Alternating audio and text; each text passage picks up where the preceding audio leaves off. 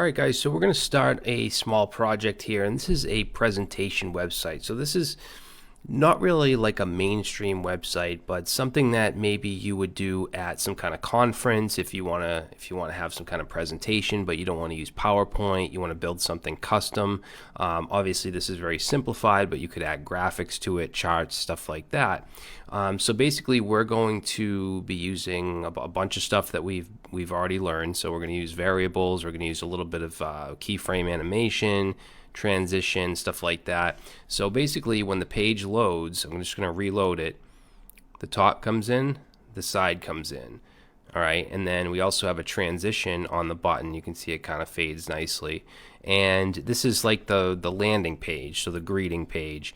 And then notice there's no scroll bars. I can't scroll up and down. We actually have to click the button to go to the next page.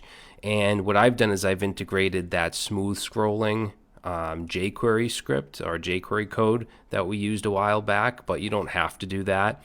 If you don't use it, you'll just click and it'll just go to the next page. It won't have the scrolling effect. So it's up to you if you want to use that or not. And then notice that this is just page 2. You would change the title here and the content. You could add any content you want. We have previous, which will bring us back up, and then we have next, which will bring us to the next page. Okay, which is a different color background. We're going to use variables for that, and then the next page. And of course, if you wanted to add more, you could, but I just have 4 pages. Now, these are not separate HTML pages. It's all in this. Well, I called it landing HTML, but we'll be calling it index.html. But it appears to be multiple pages. Okay, so this is what we'll be building. So let's get started. So I'm going to go ahead and close that up. Open a new tab. Let's go to about here, just because I want to have both on the same screen. And I just have an empty folder called presentation website, and we're going to create an index.html file. And let's create, I'm just going to do a style.css. I'm not even going to create a CSS folder because this is a very small project. So in our index.html, let's generate our boilerplate. I'm just going to close this. And let's just say presentation for our title, and we'll put in, actually, you know what we're going to do is link our style sheet. So let's go above the title and link, and let's link to style.css. Okay, we don't have a CSS folder, so we don't have to do CSS/style. And then for the content is going to be pretty simple. So we're going to have a section. Actually, let's put a comment here. We'll say this is going to be page 1, which is the intro. And it's going to be a section. These are all going to be sections with IDs. So we're going to give it an ID of page-1.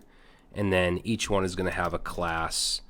We don't want to put the word class. We want to say dot and then the class name, which is page. Okay, and then we'll have an H1.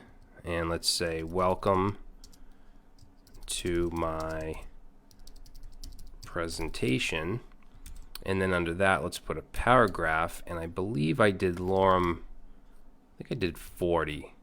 Sounds about right. So lorem 40, and underneath the paragraph we're going to have a div, and this div is going to have whatever buttons there are. Now on the first page we're just going to have one button because it's just a next, there's no previous, we're on the first page. So let's do an A tag, let's give it a class of BTN because we're going to style that, and then this is going to go to the ID of page-2.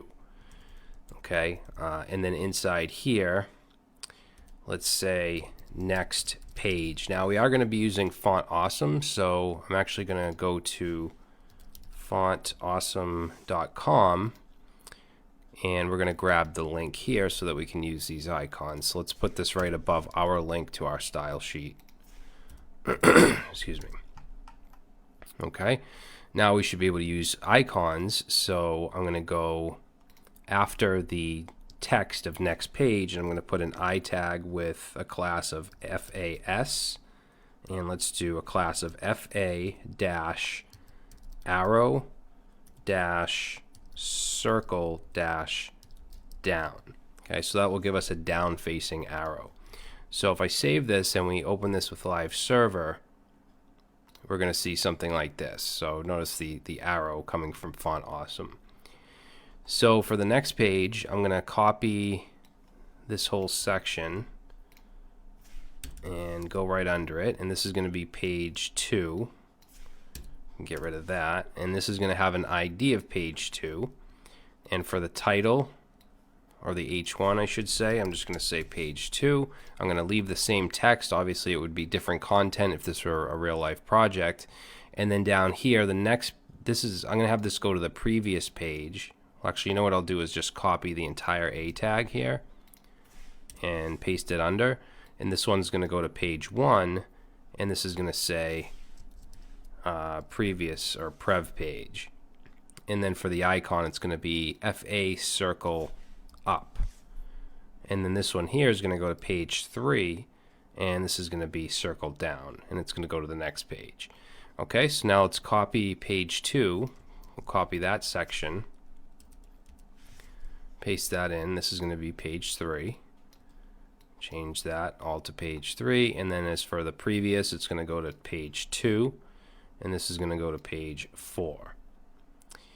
Alright, actually one thing I wanted to do is for the, let's see, for the previous page button, let's also give that a class of button dark, because I don't want them to be the same color. So that'll be button dark, this one also button dark.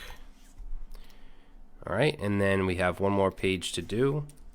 So we'll paste this in. This will be page 4, give it an ID of page 4, and then the previous is going to be page 3, and then we're not going to have a next, so we can get rid of this whole A tag. Alright, and let's see, we won't do the button dark here just because it's the only button. Alright, so I'm going to save that, and that's what we're going to get. And you can see just how much CSS does, because this is the HTML, and just look at this, it's absolutely horrible. So CSS is very important when it comes to shaping up a website or an application. So that's the HTML. In the next video, we're going to start on the CSS. Alright, so in the last video we did the HTML for our presentation project. Now we're going to start on the CSS, and our style.css is already being included, so make sure you have your link to your style sheet right here. So first thing I want to do is set some variables. So let's set for the root scope. I just want to have the colors for each page and also the animation speed, okay, because in the beginning, when the landing page loads, we'll have the heading come in from the top, the paragraph come in from the side, and we want that speed to be inside of a variable. So let's say dash dash page dash one dash color, and I'm going to set this to steel blue. I'm going to use color names, and let's do, actually we'll just copy this down. So I'll do shift option or shift alt on Windows, and then the down key. Let's do, we need 4 of them because there's 4 pages. And of course you could add more if you wanted to, more or less. So 3 and 4. And let's see, for page 2, let's do tan. And we'll do teal. And let's do slate blue, which is almost the purple. And then I'm just going to add a variable called animate dash speed, so we can easily change the speed of the animation. I'm going to set that to 1 second. Alright, so those are our variables. Next thing I'm going to do is the body style. So for the body, let's do font family, and I'm just going to use Arial for this. And then let's do line height. I usually like to do about 1.4 for the body line height. Color is going to be white by default.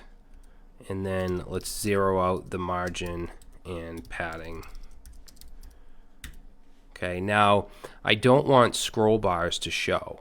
That's a big part of how I want this website to work. So we want to say overflow, and we want to set that to hidden. Okay, so no scroll bars will show on the body. So if I save that, it's going to look like this, which we can't see the text anymore because the text is white. So I think that we should implement the page colors. So let's go down here. Let's put a comment. We'll say page colors.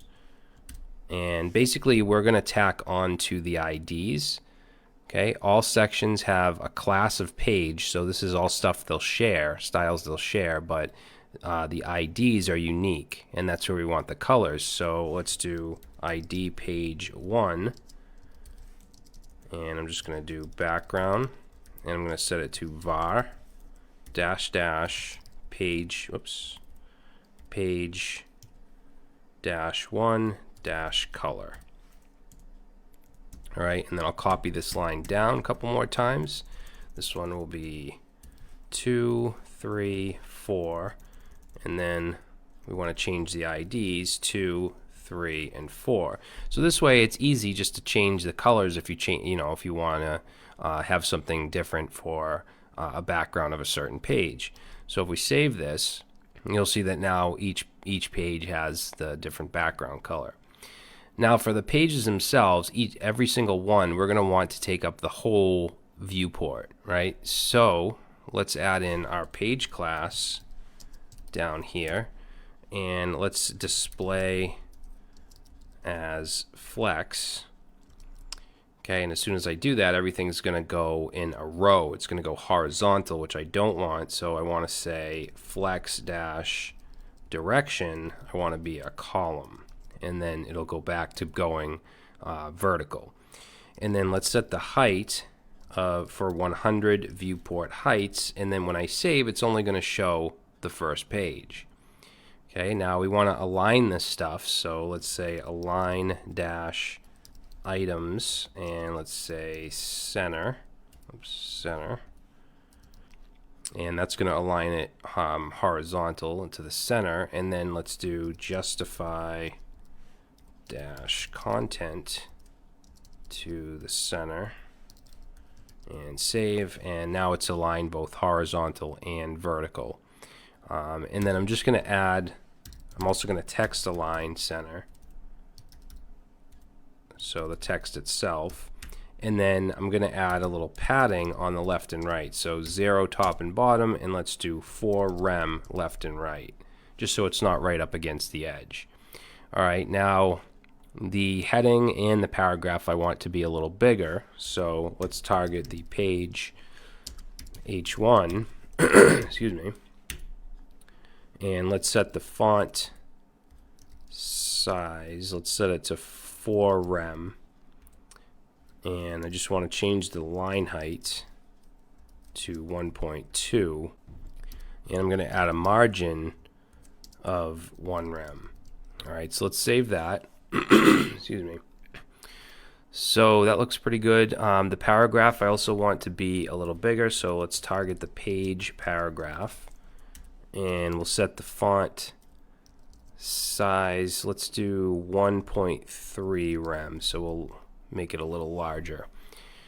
Alright, now let's do the button. Okay, so the button here, so it has a class of btn, and we want to display it as an inline block. As far as padding, it's going to be a pretty big button, so we'll do 1 rem top and bottom, 2 left and right. Let's make the background light by default.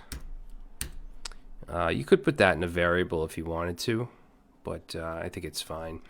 And then let's do color. We'll do 333 for the text color. And if it's a link, we want to take away the text decoration, make that none. We should also add border none. And then let's do margin dash top 1 rem just to push it down a little bit. And then the font size, I'm going to make a little bigger, so we'll do 1.1 rem. Remember, 1 rem by default is going to be 16 pixels. Okay, now when we hover over this, I want it to change to a dark color, but I also want it to transition. So I'm going to add a transition to all, and it's going to be really quick. Let's say 0.3 seconds, and we'll say ease in. So that doesn't do anything because we don't have a hover yet. So let's add a btn :hover, and I want the background to be dark and the color to be light. So if I save that, and now when I hover over it, you'll see it transitions to dark rather than just clicking, just immediately switching to a dark color. Now, let's see, we also want to have a dark version of the button, and I want it to be this exact styling. So what I'll do is I'll just put a comma here, and I'll just say for btn-dark, we want to have this styling. And then for the btn dark hover, I'm just going to go ahead and copy this. So btn dark hover is going to be the opposite. So the background will be light and the color will be dark. All right, and if I click it, you'll see it goes to the next page. So I can navigate up and down the pages. We don't have the scrolling effect with jQuery yet, and it's up to you if you want to include that or not. I'm going to, but you don't need to. It'll just switch like this. All right, so I think we're going to stop here, and then in the next video we're going to add our animation. We want this heading to come in from the top, this to come in from the side, and then we'll also implement a little bit of jQuery to add the scrolling effect. All right, guys, so now we've come to the part where we're going to animate the landing page here a little bit. Now, what I'd like you guys to do is to pause the video and try this out, and I'm going to give you some hints on what I'm going to be doing. So if you remember, we have the transform property, and we have translate Y and translate X. And what that does is it brings it from one point to another. So what I'm going to do is use keyframes, and I'm going to initially set the translate X value of the header to be way up here, basically out of the screen. I'm going to set this to be way over here out of the screen, and then on the animation, I want to set it to come to its original spot, which is basically 0. All right, so if you want to take that information and try this yourself, feel free to do that. Okay, and if you want to pause the video and come back. So let's go ahead and do this. Now, remember, we're only animating page 1 because we're only using HTML and CSS. If you got into JavaScript or jQuery, you could make it so when you hit a certain point, you could animate the next one and the next one, but you can't really do that with just CSS in this case. So we just want the landing page to animate. So remember, it has an ID of page 1. So I'm going to go over here in the CSS and say page animation. And we're going to take the ID of page-1, and we want the H1. And I'm going to add a transform. Transform. And then translate. We want to translate Y. And we want to set this to be off the page. So I'm going to do negative, and let's do 1200 and save. Wait a minute. Transform, translate Y. Oh, I forgot pixels. Okay, so now what happened is we moved it on the Y-axis. We moved it up since we did a negative value, 1200 pixels. So basically, it's just up off the page. Now, you want to make sure you go up high enough. I think 1200 pixels is pretty good. If you don't go up high enough and someone uses it on a very large screen, then they're still going to be able to see it. So you really have to take that into account. But I just want you to know basically how to do this. Now we're going to want to animate this. So let's say animate, and let's call this. We'll just call the animation heading since that's what we're animating. I'm sorry, not animate, animation. So we'll call it heading, and then we want the speed. Now remember, we put the speed inside a variable, so we're going to say speed. Actually, what do we say? Animate speed. animate speed, and then we want forwards because we want it to stay there, otherwise it's just going to come down and then it's going to disappear. And then let's do an ease, we'll do an ease in. Alright, now if I save this, nothing's going to happen because we haven't created the animation, or the keyframe I should say. So let's go down here and let's say at keyframes, and we called it heading. And this is going to be very simple. All we need to do is bring it to its original space. So let's grab this, and we want to set the translate Y simply to 0, which is its original spot. Whoop, I forgot the 2. Alright, so we'll move this up into here, and now let's save, and there it is. And that's pretty fast. I guess we could change the speed to, let's try 2 seconds. We save that. Comes in a little slower. All right, now we just need to do the same thing for the paragraph, but we want to do translate X because we're on the X axis. So if you couldn't figure it out before, maybe you want to pause the video now and try it out, because we're basically doing the same thing just along the X axis for the paragraph. So I can even copy this and change this to paragraph, and let's do translate X, and let's do, just in case it's a really wide screen, let's do negative 1800 pixels. And then animation, we want to change this to, let's call this text. Now you could have different speeds for each one if you wanted to, but I'm just going to leave it. I'm going to leave it the same speed. One thing I do want to do though is add a delay, because I want the heading to come down and then the paragraph to come in after. So let's add a delay of 2 seconds. We'll see how that does. And then just down here, we're going to set a new keyframe. I'm going to copy this, and we'll call this text. And we just want to change this to translate X. Okay, so let's save it, try it out. So comes in from the top, comes in from the side. Okay, so that's pretty much it. And you can experiment with it if you want. If you want it to be faster, slower, if you want it, move it up higher or lower, whatever you want to do is fine. And you can also animate other things, like you could change the colors and stuff like that. So experiment with it a little bit. So last thing I want to do is implement the jQuery scroll, because right now it just goes right to the page, which is fine, but I just want to add that little bit of flair to it. So let's Google jQuery CDN, which is, I don't know why I don't just go to code.jquery.com, but we're going to choose the minified version here. I'm going to grab the script tag, and let's put this in the index.html. Okay, it's going to go right above the ending body. And then instead of creating a whole new JavaScript file, I'm just going to put a script tag here, and we're going to add that bit of JavaScript here. So let me just grab that real quick, paste that in. And I'm pasting it in because this is not a JavaScript course. I'm not going to get into jQuery and JavaScript and all that stuff. But it's a handy little snippet if you want to use it. So let's save that. And we have our animation.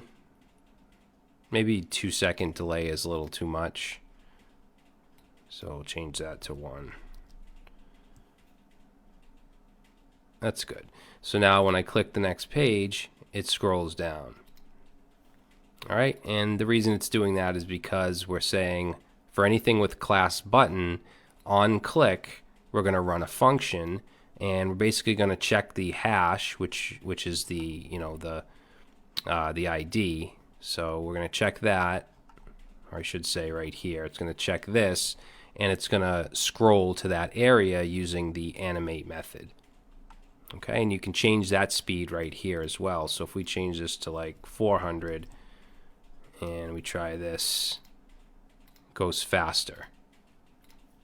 If we change it to 1400, go slower. Okay, so you can change that to whatever you want. I think 800 is pretty good, but that's it. So now we have a nice little presentation website. And again, if you had some kind of conference, you could use this. You'd probably want to add some charts and maybe some images and stuff like that. But this gives you kind of a boilerplate for that type of website. All right, guys, hopefully you like this little project, and that's it. I'll see you in the next one.